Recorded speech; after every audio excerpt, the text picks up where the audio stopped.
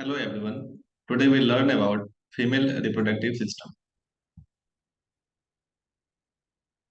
The organs of the female reproductive system produce and sustain the female sex cell that is called egg cell or ova. It transports these cells to a site where they may be fertilized by the help of sperm. It also provides a favorable environment for the developing fetus. It moves the fetus to the outside at the end of the development period and also produce the female sex hormones. The female reproductive system include the ovaries, fallopian tubes, uterus, vagina, accessory glands, and external genital organs. So first is the ovaries. It is the primary female reproductive organs or gonads are the two ovaries. Each ovary is solid of wide structure about the size of 3.5 centimeter in length, 2 centimeter width, and 1 centimeter in thick. The ovaries are located in shallow depression that is called ovarian fossa, one on each side of the uterus in the lateral wall of the pelvic cavity. They are held loosely in the place by peritoneal ligaments. The ovaries are covered on the outside by a layer of simple cuboidal epithelium known as the germinal or ovarian epithelium. This is actually the visceral peritoneum that envelops the ovaries. Underneath this layer is a dense connective tissue capsules, the tunica albuginea. The substance of the ovaries is distinctly divided into an outer cortex and an inner medulla.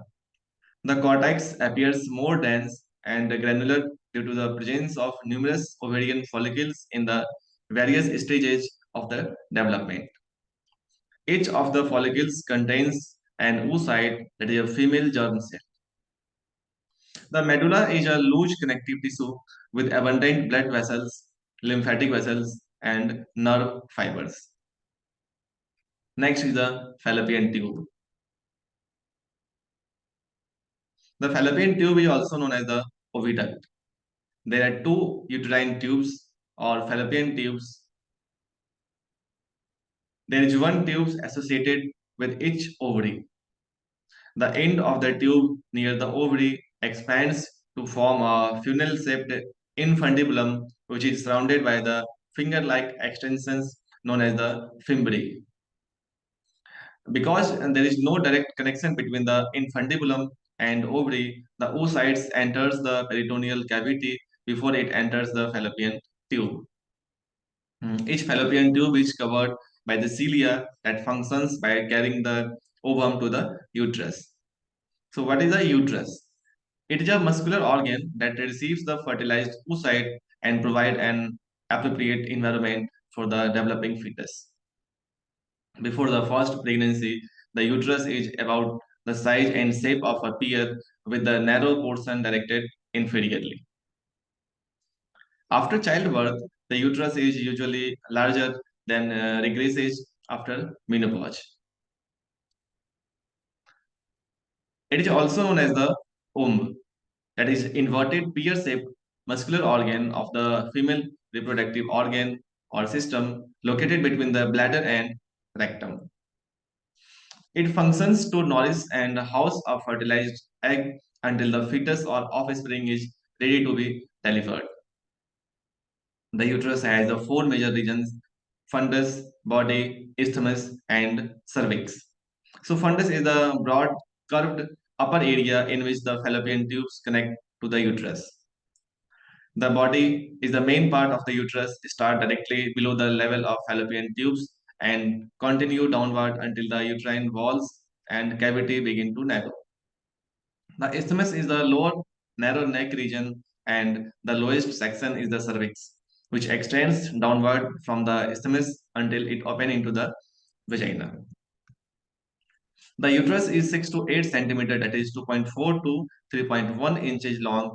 Its wall thickness is approximately 2 to 3 centimeter, that is 0.8 to 1.2 inches. The width of the organ varies. It is generally about 6 centimeter wide at the fundus and only half this distance at the isthmus. The uterine cavity opens into the vaginal cavity, and the two make up what is commonly known as the birth canal. Lining the uterine cavity is a moist mucous membrane known as the endometrium. The lining changes in thickness during the menstrual cycle, being thickest during the period of the egg releases from the ovaries. If the egg is fertilized, it attaches to the thick endometrial wall of the uterus and begin the development. If the egg is unfertilized, the endometrial wall sets its outer layer of the cell. The egg and excess tissue are then passed from the body during the menstrual bleeding. The endometrium also produces secretions that help keep both the egg and sperm cell alive. The components of the endometrial fluids include the water, iron, potassium, sodium chloride, glucose, and proteins. Glucose is a nutrient to the reproductive cells, while the proteins add with the implantation of the fertilized egg. The other constituents provide a suitable environment for the egg and sperm cell. The uterus of the female child is small until puberty, when it rapidly grows to its adult size and shape. After menopause, when the female is no longer capable of having the child children, the uterus becomes smaller, more fibrous, and paler. The next component is the vagina. It is a canal that joins the cervix to the outside of the body. It also known as the birth canal. The vagina is a fibromuscular tube about 10 centimeter long that extends from the cervix of the uterus to the outside. It is located between the rectum and urinary bladder.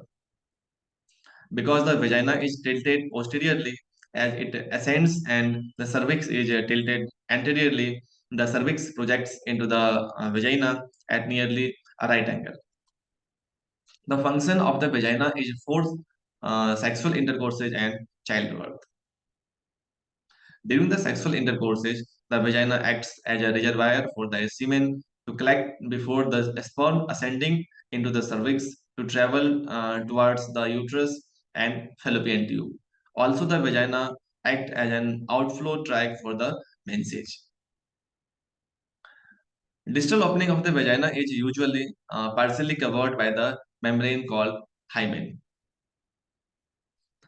Next is the external genitalia. The external genitalia are the accessory structure of the female reproductive system that are external to the vagina. They are also referred to as vulva or pudendum. The external genitalia include the labia majora, labia minora, mons pubis, clitoris, and glands within the vestibule. So first is the what is vulva? It is a global term that describes all the structures that make the female external genitalia. The components of the vulva are the mons pubis, labia minora, clitoris, vestibular bulbs, vulva vestibule, Bartholian glands, etc. So first is the labia majora. The word labia majora is defined as the larger lips. The labia majora are a prominent pair of the cutaneous skin fold that will form the lateral longitudinal border of the vulval cleft. The labia majora forms the fold that cover the labia minora, clitoris, vulva vestibule, vestibular bulbs, Bartholian glands, and many other organs also. The anterior part of the labia majora folds come together to form the anterior labial commissure directly beneath the mons pubis. While the posterior part of the labia majora comes together to form the posterior labial commissure. The labia majora engorges with blood vessels and appears edematous during the sexual arousal.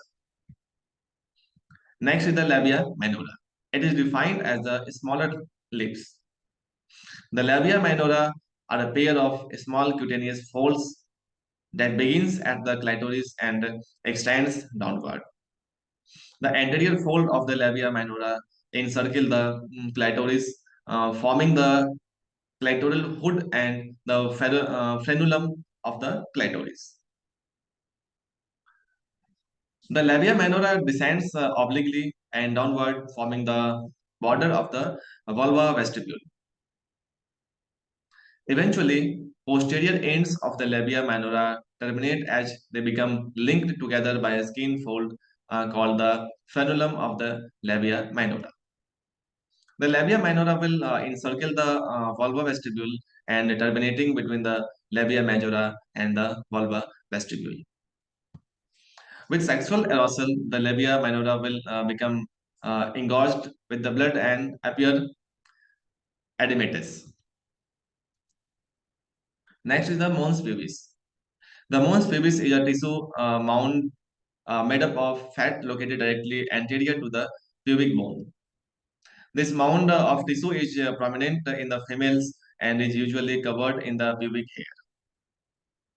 The mons pubis functions as a source of cushioning during the sexual intercourse. The mons pubis also contains sebaceous glands that secrete the pheromones to induce the sexual attraction. Next is the clitoris. It is a sex organ in the female that functions as a sensory organ. The clitoris can be divided into the glans clitoris and the body of the clitoris. The underlying tissue that makes the clitoris is the corpus cavernous. The corpus cavernous is a type of erectile tissue that merges together and protrudes to the exterior of the vulva as the glans clitoris. While proximally, the two separate ends of the tissue will form the crest of the clitoris at the body of the clitoris and the body of the clitoris. The glans clitoris is the only visible part of the clitoris. The glans clitoris is highly innervated by nerves and perfused by many blood vessels. It is estimated that glans clitoris is innervated by roughly 8,000 nerve endings. Since the glans clitoris is so highly innervated, it becomes erected and engorged with blood during the sexual arousal and stimulation. Next is the vestibular bulbs. The vestibular bulbs are structures formed from the corpus spongiosum tissue. This is a type of erectile tissue closely related to the clitoris. The vestibule bulbs are two bulbs of the erectile tissue that start close to the inferior side of the body of the clitoris. Next is the vulva vestibule. The area between the labia minora is the vulva vestibule. This is a smooth surface that begins superiorly just below the clitoris and ends inferiorly at the posterior commissure of the labia minora. The vulva vestibules contains the opening to the urethra and the vaginal opening. Next is the Bartholian glands. The Bartholian glands, also known as the greater vestibular glands, that is homologous to the bulbourethral glands in the male. That is two pea-sized glands located slightly lateral and posterior to the vaginal opening, which we can see in this image also. These two glands functions to secrete a mucus-like substance into the vagina and within the borders of the labia minora. This mucus functions as a lubricant to decrease the frictions during intercourses and a moisturizer for the vulva. Thank you.